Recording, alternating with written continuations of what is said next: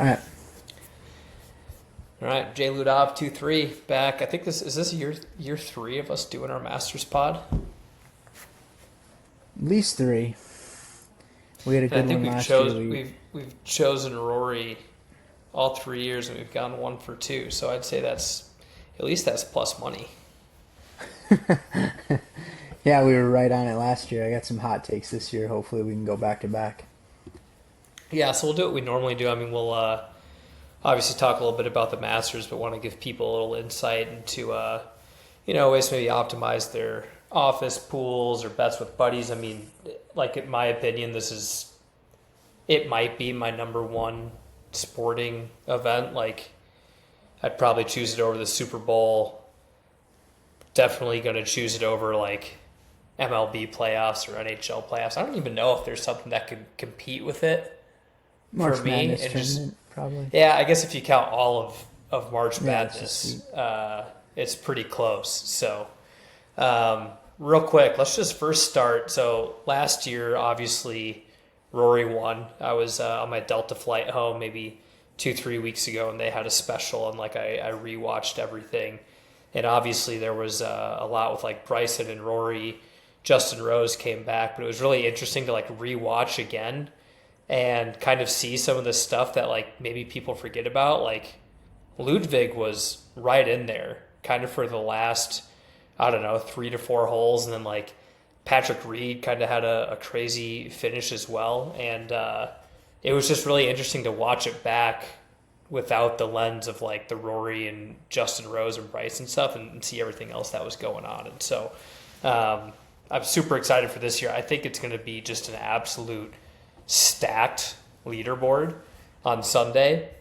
Some of the groupings and pairings came out. I saw that, Augusta just always seems to get this right.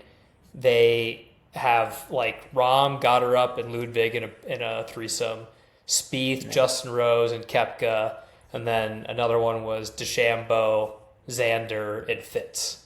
Like it's just viewing pleasure for golf fans. So I'm super excited for this week. Yeah, I'm pumped. Let's dive in. I think you hit the nail on the head. It's going to be a stacked leaderboard like usual, but a little different this year, I think, because we haven't seen the as dominant Scotty Scheffler that we're used to. I think that's largely in part to he's just became a dad. Well, and they just had number two. Did you see that he just got number two out of the way? So has Scotty been practicing as much as he has been hoping? I doubt it. So yeah, it should be interesting. We're also fresh off of Rory's obviously completing the Grand Slam, and you kind of brought it up. It's interest. It'll be interesting to see, like, is Rory as like dialed in as previous years? When he was chasing that Grand Slam, it's kind of like. Also, he's got a lot of pressure to repeat this year, and also the media is just way different when you're coming back as the champion.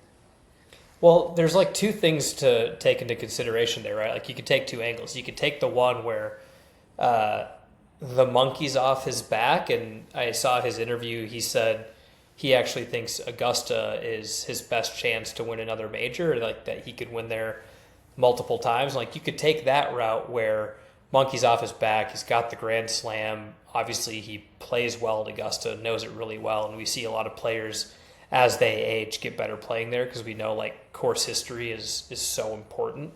And so he could just play really well because he doesn't have the pressure.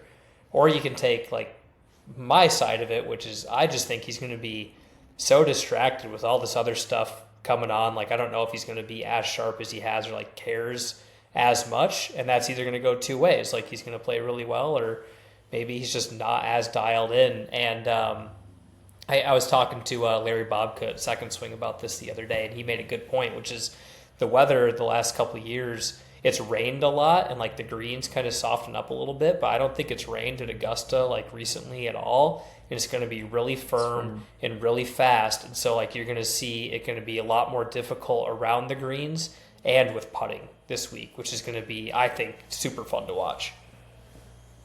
Yeah, and also I think I don't think much has changed, but we used to always hear that at Augusta, like you have to play Bombers because they have such a huge advantage, and like the data will tell you like the last 5 years that that's not necessarily the case, and I think that's largely in part to what you just said, is just it playing firmer and it being a lot harder around the greens and putting, etc. You kind of just need someone who's just all around good at everything, and there are a couple short hitters out there, guys who've been playing really, really good golf this year that I kind of have my eye on that we can, dive into and start talking about because I just think it's super interesting that, I wouldn't be surprised if we see a mixed bag of like bombers and also some guys that are a little shorter this year. I think with it being firm and fast too, assuming the fairways are like that as well, those guys that are shorter off the tee are still going to be hitting it, obviously, 300 plus out there. So, yeah, you want to dive into some plays, or do you want to talk bets or DraftKings first, or what do you want to do? Let's talk DraftKings first because I think a lot of the DraftKings stuff kind of pertains to, like bets and plays in general. So Yeah. I think that's a good place to start because then it also bleeds into, like literally everybody does an office pool or some type of version where you're, taking like tier one guys, tier two guys, tier three guys. And that's, relatively speaking, how a DraftKings lineup is built. And, right off the bat, like when I was looking at salaries, I still think it's a little bit crazy that I think Scotty's 14K and then like the next guys are 11.6 and 10.2 with Rory and Bryson. Is that accurate? Like it just seems crazy to me to play a Scotty lineup this year when there's so many great guys that I think are going to be in the mix on Sunday at 3 and 4K less. Yeah, so that's probably what's going to happen is like to me the Masters is always interesting because there's so many guys that are like actually dead to do well. There's probably like 15 of them down in the 6Ks, maybe more, that you just can kind of ignore. And like yeah, you're right. When you start with Scotty at 14K, you're only left with 7,200 for the next five golfers. So if three or four of those guys in the nine Ks and into the 10Ks do well, how can your lineup do well if you have a Shefty lineup? So to me, I think it's a fade. We've seen it in years past too, where like Scheffler could win this tournament, and you have a Scheffler lineup, and it might not be the optimal. Especially if you're playing like the Millie Maker or something, and that's largely in part to his egregious salary and just it being hard to like make Scheffler lineups because like you really can't even have another good stud in there without punting pretty hard. So now can he win? Of course he can win, but like I said, there are cases where Scheffler could still win and your lineup might beat the optimal because you have a bunch of the studs in the 8s and 9Ks that do really well and they just outperform the Scheffler lineup. So it's a fade for me. The lineups are just a lot more appealing when you start them with like even like a Rahm or an Obear. I'm kind of torn on Rory. I'm gonna make, I don't know, maybe like 10, 20 lineups, so I'm sure I'll have some Rory. What do you like, Hagel? For me, I think I'm pretty big on Obear this week. I was impressed with his pedigree and just kind of how he bounced back after he melted recently, and also just he seems to be close. I mean, obviously as a debutant here, he got second, which is pretty sick, and then he played here. Played well here last year, got seventh. I just think this course is like tailor made for Ludwig. I don't know. It's like, and we're not seeing his peak form yet. He's not even 27 years old, so we'll probably see it in a couple years when he's playing his best golf. But and I know it's kind of chalky because like it seems like everyone's on him this week, but I don't know, man. It just kind of feels like he's gonna win. That's where I'm at right now. Yeah, so it's interesting that we agree on this, and I told you early in the week because we were talking about some other golf stuff that we do, and I love Ludwig. Like literally, the only way he could be a more perfect golfer in my eyes is if he was born in the USA and like played on, the Team USA for Ryder Cups. It's like my only thing against him, and I wouldn't even say it's against him. It's just I wish I was rooting for him on our side. Um, like he just checks all the boxes right now. I was looking at obviously the stuff on Fantasy and like just looking at his recent form. Him and Akshay are like at the top of like how well they're playing right now.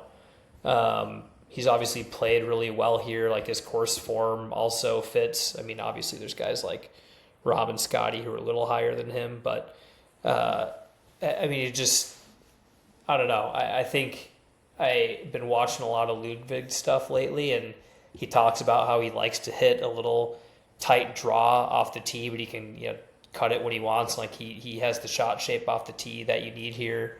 He's got the course history. I think it's going to be one of those years that the field is lucky that Scotty's not playing how Scotty's been playing normally, and I'm low on Rory, so I start to go to the guys that are next. And my short list is unfortunately a lot of guys that I don't like other than A Bear, which is Matt Fitzpatrick. I think is going to be really like a lot of people are looking at him this week. He fits the mold, and I'm just not a Fitzpatrick guy, but he's obviously striping it. A lot of people are talking about Patrick Reed this year because he's coming back to the tour next year, and obviously plays really well here. So a couple of guys that I don't like, but I could obviously see winning. And I just really want to root for Ludwig. So I'm high on him, and I'm going to have him in literally everything that I'm playing. Yeah, it just feels like his. If it's not his time this year, it's going to be like I feel very confident in saying he's going to win it one time at least in the next 3-4 years, because I don't think we've seen his peak potential yet, and once he reaches his ceiling around 28, 29 years old, he's definitely going to win a major, and I feel like this one is probably the best suited for him. So, yeah, I'm on Ludwig this week. I like to start my lineups there. I'm off Morikawa this week. Everyone's pretty much off him. I was just going to say, for DFS purposes, you're going to get him super low owned if you do want to throw a dart on him and play him. But I actually prefer to bet against him in some matchups, or some three balls, or round one matchups. Anything that has to do with Morikawa, I think, is a pretty good fade this week. It's sweet. On Masters on the Range, how you can see how many shots people have been hitting, and you can they have the TrackMans out there, and you can see the ball speed and stuff like that. Yeah. I was looking at that earlier, and Morikawa hasn't been hardly hitting at all. And then I looked. Someone compared his club speed and his ball speed numbers, and they're way down. He's clearly not 100%. He tweaked his out back, there. right? No, yeah. So I'm saying he's out there obviously not 100%.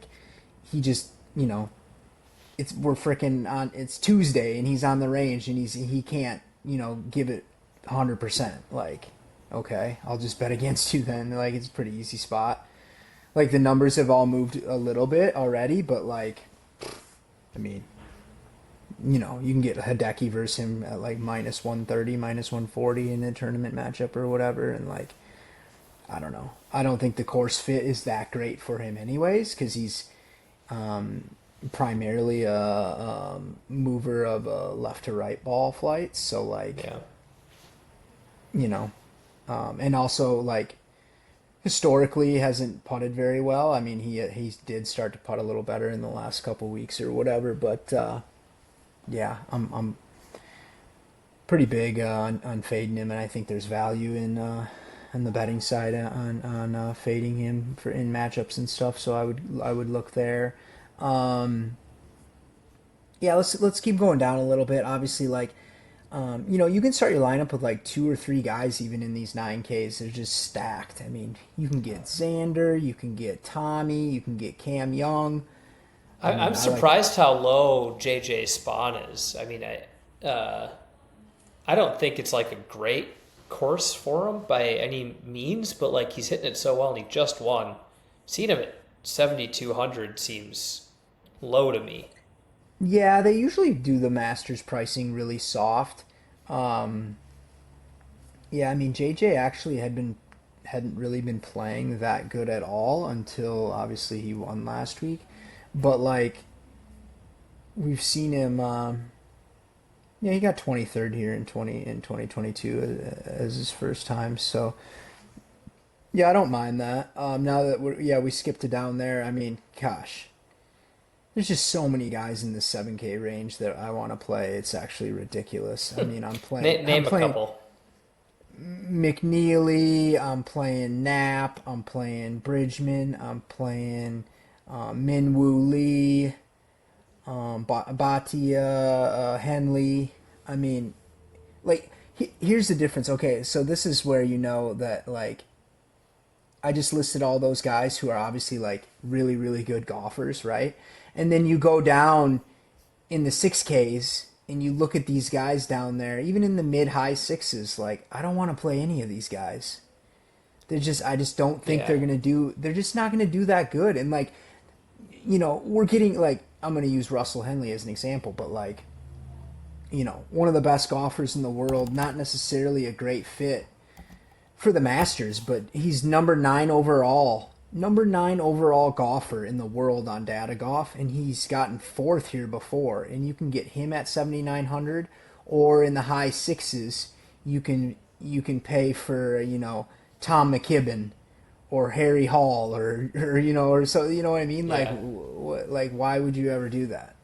Yeah. Or Dustin Johnson at 7K who doesn't give a shit about golf anymore, and like Sergio is 71. Like it's just play good golfers. Yeah, like Yeah, there's a big McNeely. drop off. Those guys are gonna get some ownership and gonna be kind of chalky, but like they're just too cheap. I mean, it just is what it is. Like if you're gonna play a milli maker and you need to beat 100,000 people, they're probably not like the best play in that. You just can't make too chalky of a lineup. But if you're going to play double ups and you're going to play, your single entry tournaments, like play those guys. I mean, they're the best plays.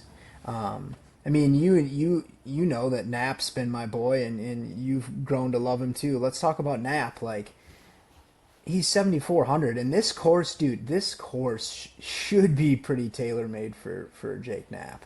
Yeah, it is. I was just gonna go look. I want to look at his course history real quick. Well, Um, he's only played here one time. so that was gonna be what I asked. Yeah. Was 2024 his only? He got Yeah. tied for 55th. Didn't play last year. Um, Striped it that year. It's just he struggled around the greens and putting like really bad. Still made the cut, but like he's improved his putting immensely. Um, and I think it's one of those things where like after you see it once and learn to play it and like get comfortable with it and learn the slopes and where not to miss, etc., you get a lot better. So like I would expect there to be quite a bit of improvement there this year. And we've seen how good he's been hitting it this year, dude. There's not many guys on tour that can drive the ball as well as Jake Knapp does, yeah, just and in terms and of his putting's distance been and pretty good accuracy. too. His putting's His been putting's a been lot unreal. better. He's one of the best statistically on tour in the last year or so. Putting it's been nails. So he played poor at the Players, but then he bounced back and he got six last week, a week or so ago. Yeah, at Houston Open. So So let's say we yeah, just started with Ludwig and Knapp, yeah, and those are then the maybe throw boys. in Xander in there just to have another stud. We can get him out of the way later. You're left with what's that? About 23K remaining with three Yeah, guys. so I'll So just say anybody in the 7Ks.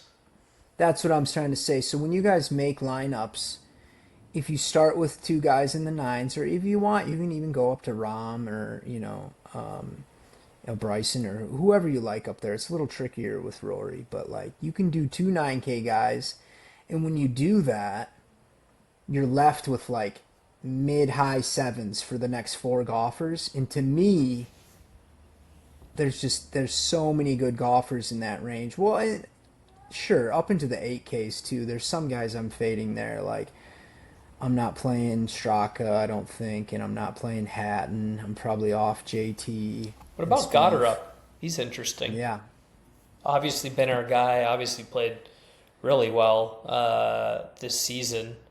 I think he's putting well enough. I haven't looked. Has he played here before?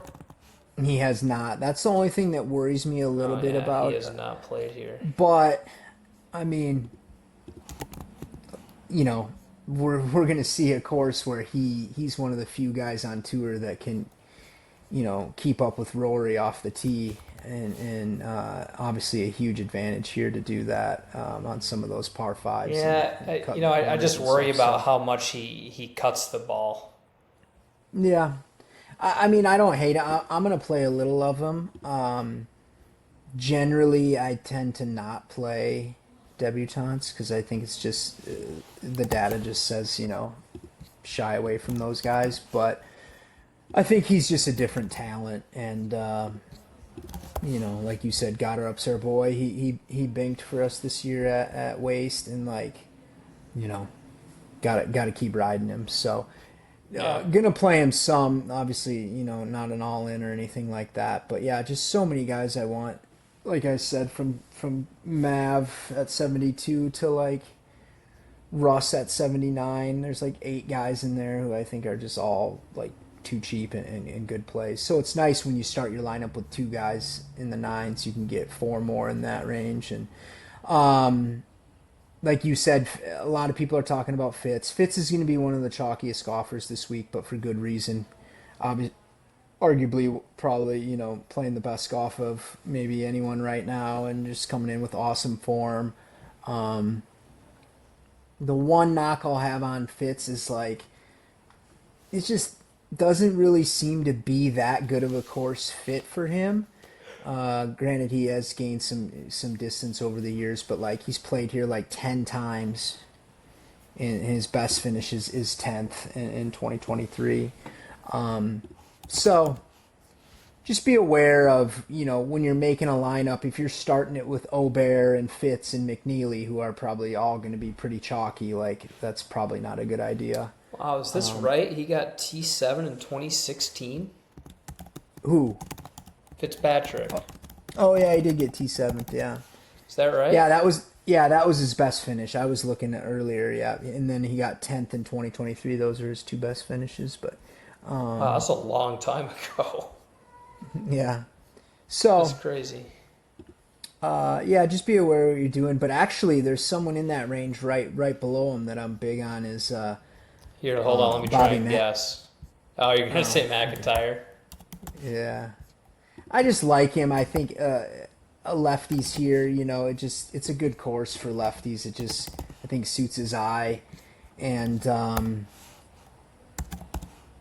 got 12th here as a debutant, and he missed the cut last year, but he putted really bad and coming in with fantastic form. Second at Valero, fourth at Players. Like he's another guy that we're like probably seeing in his prime at his peak like right now because he's almost 30 years old, and that's typically like the sweet spot.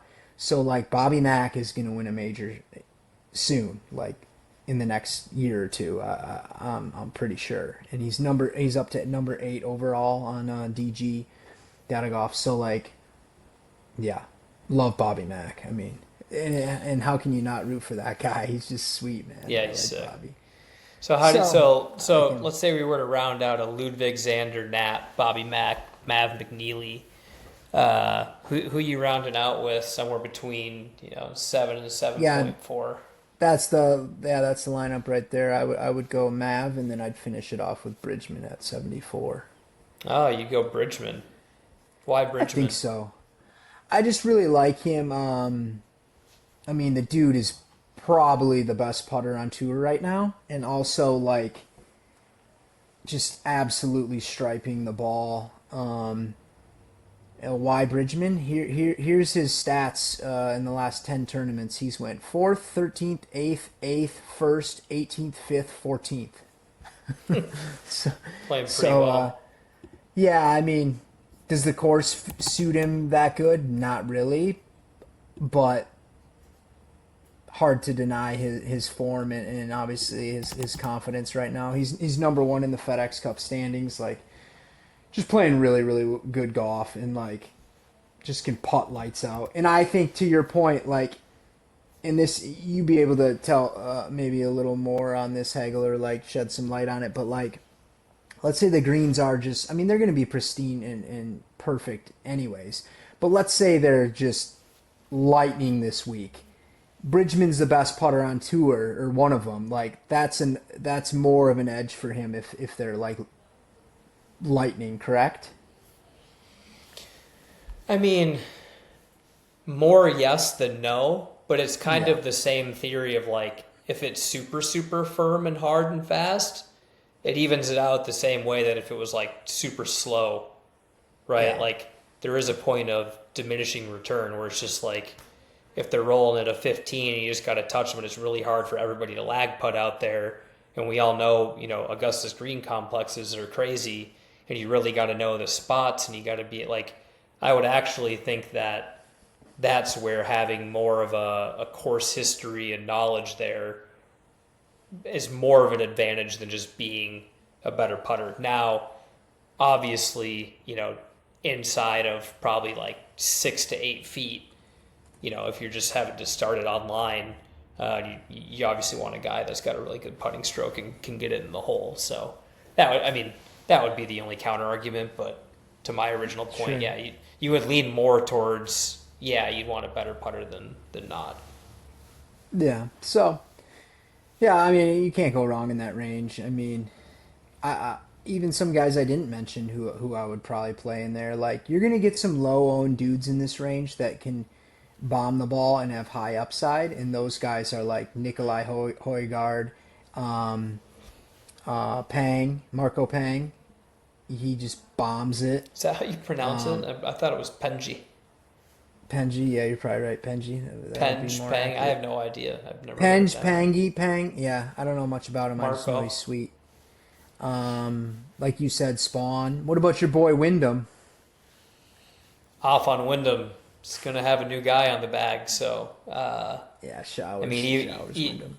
even if I wasn't, boys with John Ellison, I think they just had an amicable split. Just clearly, Yeah, Wyndham like has, had some issues over the last like year, maybe even year and a half, if you will, and he's got to find it. Like all golfers go through it, right? Like you just see it, even with the best in the world, they go through ups and downs. And 2 years ago, we'd be having this conversation saying like Will Zalatoris might be favored to win this tournament. And you talk about him this year, and it's like people forgot that he even played golf and he was contemplating retirement. Like it's crazy the swings in this game. Even also thinking about a guy like Ben Griffin last year compared to this year, haven't even heard his name, right? Like it's crazy, which is also a testament to those guys that are in it year after year. Guys like my dude Adam Scott, like how long's he been playing? I just saw his average ball speed is like top. dude, Dude, it's literally, get this, his average it ball got speed better. off the tee is Yeah, faster than Chris Gotterup. yeah, it's stupid. Yeah, I mean, I think it's just I think crazy. I'd click some Adam Scott this week too. I mean, It's my boy. just an absolute legend, and yeah, dude, he's almost 46 years old, and to be able to drive the golf ball like he does at that age is just unheard of. Yeah, it's crazy. It's insane.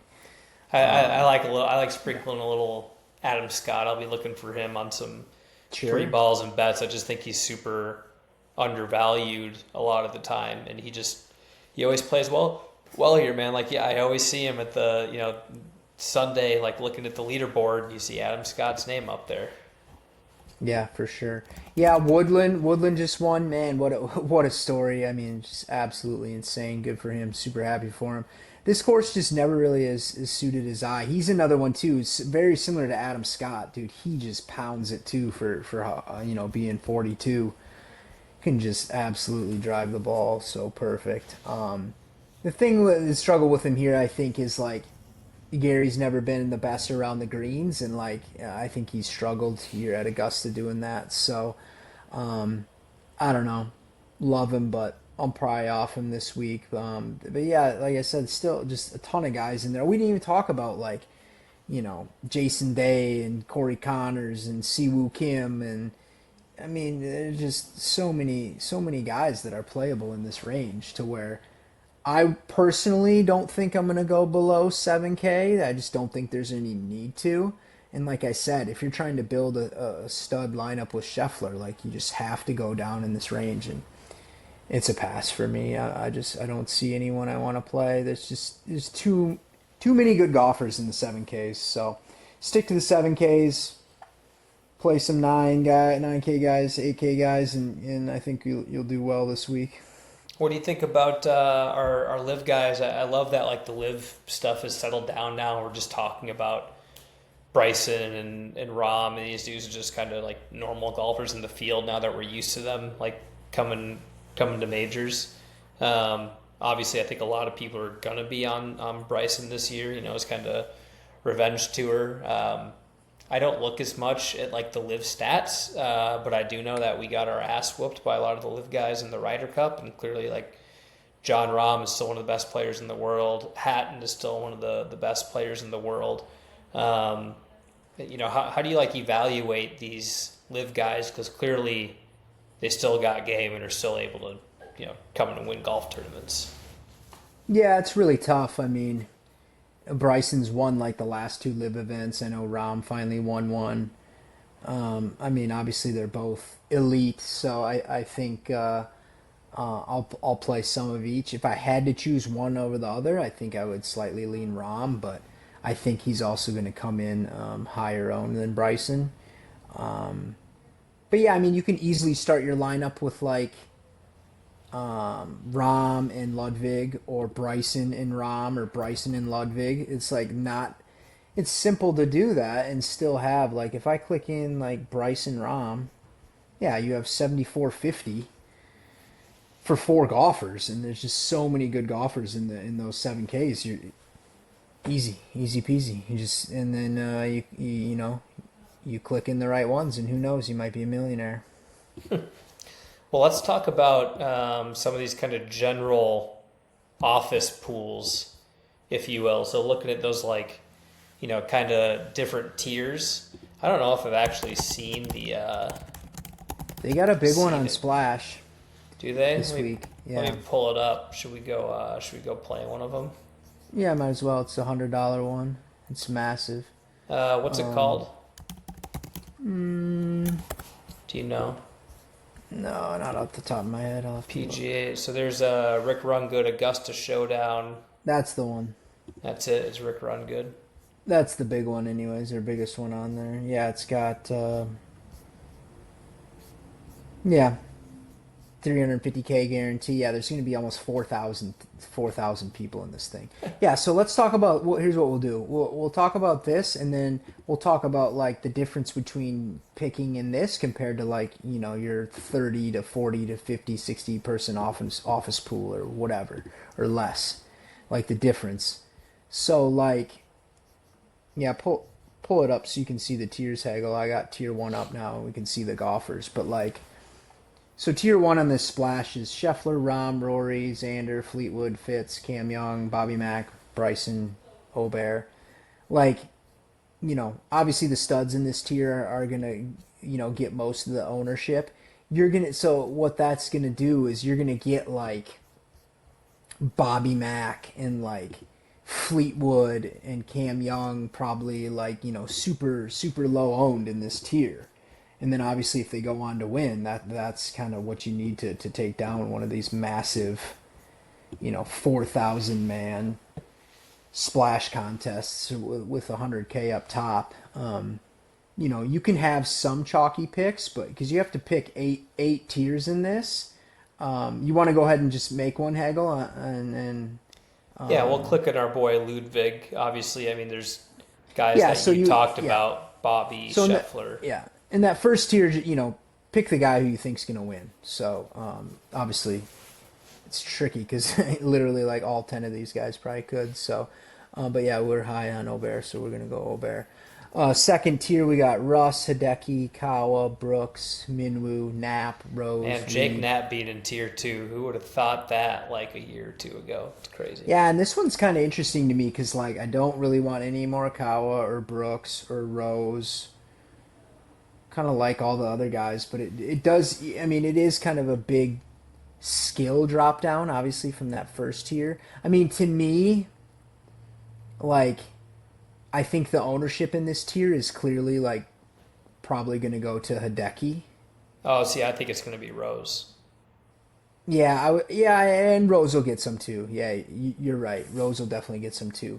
But like that makes me think that we might get Nap at like 5% or something, and that's kind of sick. So yeah, I I kind of click. like I, picking I that. clicked in Nap. Yeah. You get to the tier three. This is where you start to get into the this is where the value or bulk of your team is. I mean, Bridgman's right there for you. Obviously, a guy that will probably end up taking. Goddard up. We already talked about. I'm low on Spieth. I'm low on Ben Griffin. I don't know if Sam Burns has the hands here to be able to compete. Cantlay's not been playing good. Victor's interesting. Like he hasn't made a lot of splashes this year, but he seems to always play pretty well at Augusta, if I remember right. I think he has pretty good course history here. It's okay. Yeah, he's went like 30th, 20th, 27th, 7th, 20th. He missed the cut Yeah, one time, but yeah, he got seventh 3 years ago. Yeah, so I guess just average. yeah, not terrible, but not So great either. you'd for sure choose Bridgman in this tier three. Well, he's a first timer here. Like, yeah, it's like, do we really want to take Bridgman? Well, so Straight is up. Goddard It's up like, though, and I'm not taking Spieth. I mean, Hatton yeah. could be a low owned option. I mean, talent wise and like ceiling wise, it seems like we should take Victor in this tier. But he also like, I could see him coming in the highest owned out of this tier, couldn't you? Yeah, he's got the name. I mean, I don't Yeah. think nobody's going to take Ben Griffin. I don't think many Yeah. people are going to take Cantlay. No one's gonna take. Yeah, those guys are all gonna really Yeah, so low. I mean, you're going to see Hovland, you're going to see Goddard up come out of this. Yeah. Let's go with Bridgman. Just to, I mean, if we want to be All different, right. just I'm just Sure. clicking something in. Yeah, I like it. Tier four, you got Scott, Straka, Lowry, Connors, Spawn, Cam Smith, JT, Kitayama, English, and Jason Day. Yeah, I think we just take your boy Adam Scott in this one. Sick. See, we're going Adam Scott over Shane Lowry, over Jason Day, over JJ. I mean, I love it. I'd Yeah. be loving to root for Adam Scott. Now this is where the money's made. You start getting down into tier 5, 6, 7, and 8. Tier 5, I already know who I'm going to take, but it's Taylor, Gerard, Norin, Harry Hall, Keegan, Stevens, Rasmus Højgaard, Berger, Jarvis, and Fox. Who you think I'm taking here? It's a no-brainer for me. Man, I don't really like any of these guys, but I guess if I was forced to choose, I would probably take. I would either. It's close for me. I would either take Boog or Keegan. I'd be taking Boog. I think he Yeah. got top 20 last year. He's playing really well this year. He seems to be healthy. Yeah, I Seems was to be thinking- in a good spot. We didn't even talk about him on DK. He's kind of he was at the bottom of the sevens. I think he's fine this week. He got actually 10th here as a debutant, and that's his best finish here. He had some 20ths or so, but yeah, I mean, he said he's back to 100% now, and his game's gotten back. Not quite where he wants it to be, but Yeah. definitely playing good. So yeah, let's Yeah, go he's with him. playing better. Tier 6, Ortiz, Kim, McCarty, Marco Penji, Woodland, Rye, Retan, Echevarria, Harmon, and Gracerman. Oof. Making this tough, huh? Yeah, brutal. I don't I even mean, know what. some of these guys I'm just never playing here. Like I'm not playing Rye or Michael Kim or McCarty or Ortiz. Is this a Harmon play? Oh gosh, man, I hate Brian Harmon. Um, T36 last year and then missed the cut 3 straight years before that. yeah, His no, I don't like. recent form isn't bad. I don't like Harmon. I think we go for something a little off the board here and go. Let's take one of these bombers. Let's either take Penji or Retan. I was just going to say Ritan played well last week, but he's never played here. Either has Penji, but like I don't know. I Go with mean, Ritan. I think if I had to choose between Penji and Retan, I would probably go Penji. I don't know. Unless you, what do you think? Do you want to take one of these kind of short hitters who just? I just feel like their No, upsides. They're like capped at like 20th at best. yeah, Whereas like I I'm feel like indifferent. one of these bombers could potentially get hot and like with the putter and Yeah, Penji was T4 at the is at the Valspar. Yeah, yeah. let's Let's go. go. We'll go Penji. You say Penji, I say Pang. Let's go with him. Ponge, whatever you want to call it. Punch. Tier 7. I mean, half these guys don't even have photos.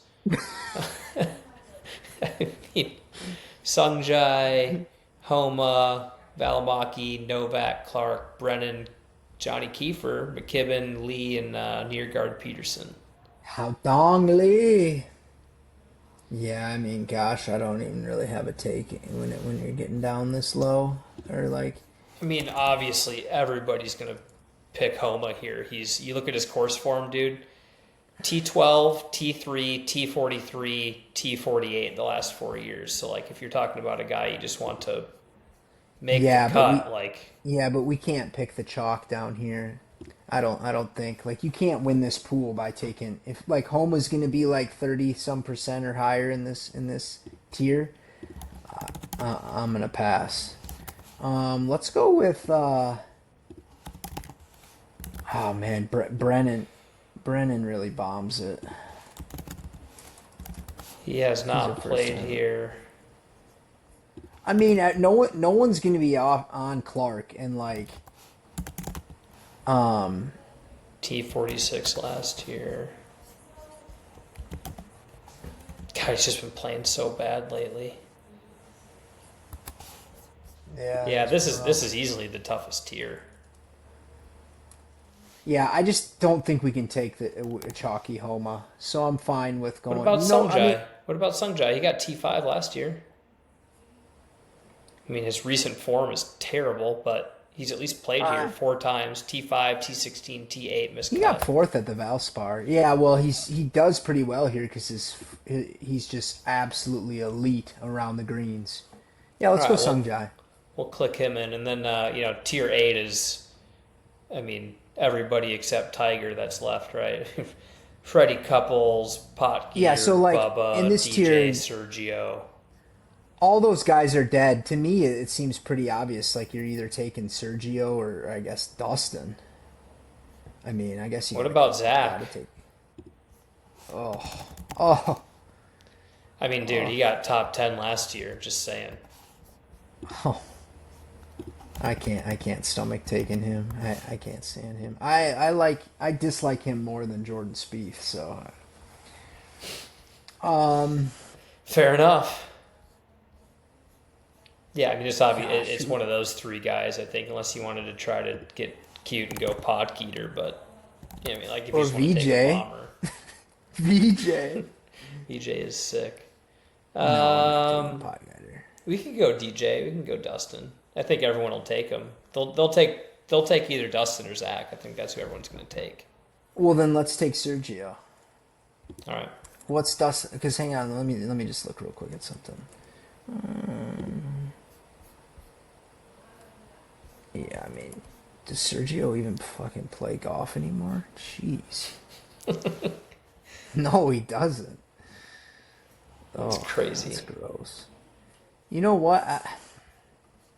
How crazy would it be to take Pocket here? Pretty God, he just crazy. abs. He's He's just so bad around the greens, dude. He's for sure gonna have a quad this week because he chips it to his feet about 3 times. I just know he will. Yeah, yeah. let's. If you want to go Dustin, let's go Dustin. I mean, All right. I don't know.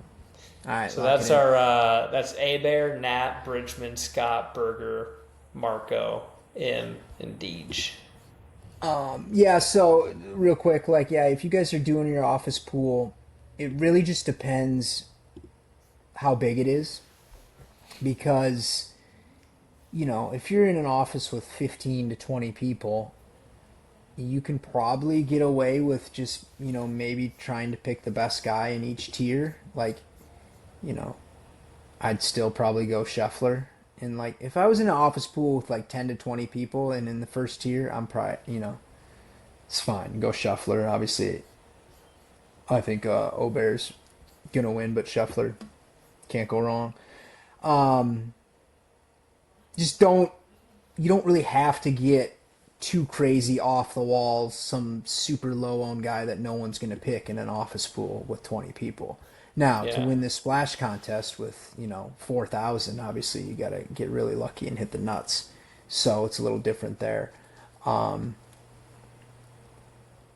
yeah, I mean, that's pretty much it with the basic strategy with office pools. I think sometimes at the end they have like, what do they do where you can write in a guy? Yeah, just in that last tier, I guess the only advice I would have is there's like 20 guys who are like over 50 years old. Just don't pick one of those guys.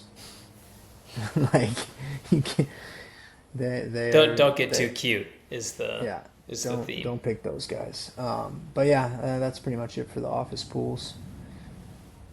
What are you looking at for bets? Let's pivot to maybe some of the bets Yeah, that so people my could take. my favorite route this week is to find some plays versus Morikawa. I just don't think he's right, and like, it's nice that we have this info at the range because like obviously on a normal week at any other tournament we wouldn't have that. We wouldn't know that Morikawa, his ball speed and clubhead speed is down this week, and his drives were reaching 280, and like, and sure, it's Tuesday, he might be taking it easy or whatever, but still, man, he's about to play the Masters in 2 days, and he's out there on the range. He only hit like 30, 40 balls, I think. I didn't see today, but obviously still bothering him. And, I guess it could more just be like a precaution, but like still, the back's nothing to joke about. And like, the other angle in these bets is like, if he tees off in WDs, you win the bet. So Yeah, as like, long as they tee off. I mean, sure, they've all moved a little bit now, so you're getting a little bit of a worse price because obviously I'm not the only one who's thinking of that angle. But like, I don't know, I still think it's a good look. So I like that. Let's Where do you look see. for value? Are you looking for guys to top five, top 10, Yeah, I miscut? mean, let's pull up those odds. I kind of like. Yeah, honestly, the Masters is tough to bet just because like it's a small field event, and like I said, like 20 guys at the bottom are dead, so like they're like not even counting them in the tournament. So you'll see a lot of guys around the same odds to like T20 around like, even money to 2 to 1 or so, which kind of sucks because on a normal given week we would see them at twice the odds for that price or even more. Obviously, like, yeah, like three times that. So I don't know. I personally always kind of thought the Masters is tough to bet just because you're going to get a lot of lower outright prices on the studs. But it's definitely one of those tournaments where you usually see a lot of the cream rise to the top at the end. I guess if I had to choose some outrights, missed the the betting on Aubert, like you could get, a much, much better number, a couple months ago. That's the other thing too, is these Masters, like sports books put the odds up quite a bit in advance. So I like, betting these, a couple months ago when you maybe get a hot take on someone where you could get like 40, 50 to 1. In fact, remember when DJ and I had a sick bet on Aubert? It was actually we got him at like 100 to 1 the first time he played, or something absurd. And so yeah, I mean, to be honest, there's not really much on the board that I like right now. I see a little bit of value on like maybe some top 20 odds on some of those guys down there, that basically the guys I just talked about in the 7Ks, on DK. You can get like Maverick McNeely on DraftKings at like plus 210 to top 20. I think that's fine. And some other guys down there in that range that I talked about on DK are probably fine. I find it interesting that what was this? First time winner, yes is minus 200, no is plus 162, but three of the top four odds are previous winners. Yeah. It That's just goes to show you, how stacked this field is and where golf is now. Yeah, that's a good example of that, where, we're looking at Xander, Bryson, Tommy, Aubert, Cam, like all guys who've never won here before, that obviously have a very good shot this week. I wouldn't dabble on any outrights on anyone like at a big number, just because, like we said, I think the field is just too stacked. I don't know. I'd be shocked if like one of those top 10 guys didn't win. Fitzpatrick at 24 to 1 isn't terrible. Yeah, it's just annoying to bet those now, because like you could have gotten like those guys earlier in the week at quite a bit better numbers. But once everyone starts listening to pods and doing some research and hearing this, hearing that, then they start betting, and it's moved quite a bit. Like you could get Hideki earlier in the week in like the mid 40s, and now he's like 25 to 30 to 1 almost everywhere. Like it just moves. It moves so fast. So yeah, I don't have a ton when it comes to that. I do like some missed and made cut odds. You can find some decent prices on guys that I just don't think are very good, that don't have a very good chance at making the cut. Like for example, I guess we're talking missed or make. Like here's one, Hagel. We can get our boy Retan at you can get him around minus 125 to make the cut. He's favored to make the cut, huh?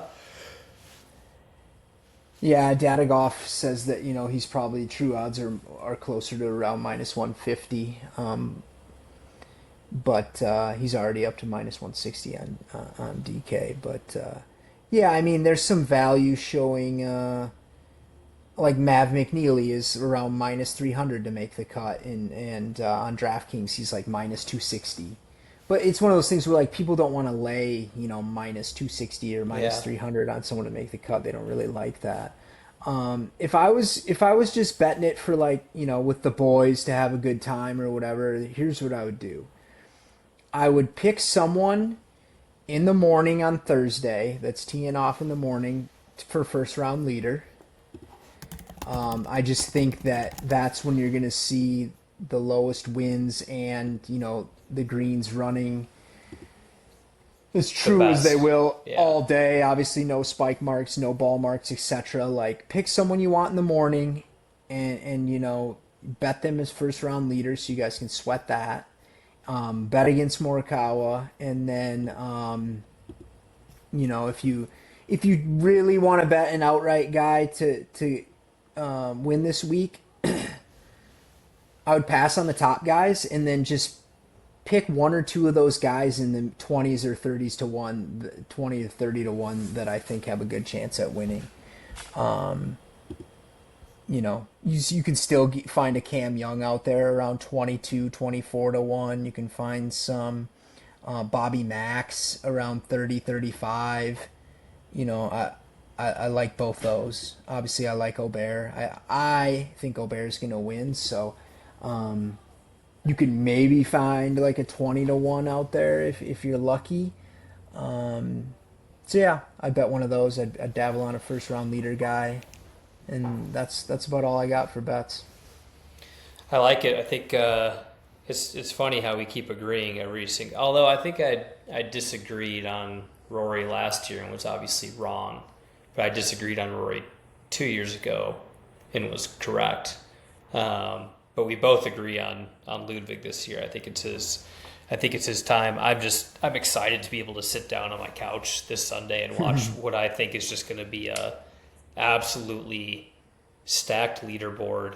I do think something interesting to watch that I'm going to do this year is obviously Rory was leading going into the final round and won it, but I'm going to be looking for value on guys that are maybe for sure less than like 5 strokes back heading into Sunday.